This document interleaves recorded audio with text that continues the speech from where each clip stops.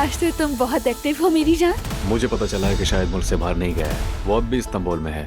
शायद वो अभी तक यही है बाबा। भाई कह रहे हैं हमें अपने प्लान को बदलना पड़ेगा शायद। इस वक्त सामने आना बिल्कुल भी ठीक नहीं है।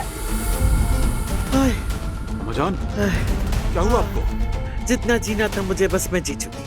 बस अब जाने का वक्त आ गया है। मैं तुमसे इल्तिजा करती हूँ मेरे बच्चों, बस अब इस झगड़े को खत्म कर दो खुदा के लिए।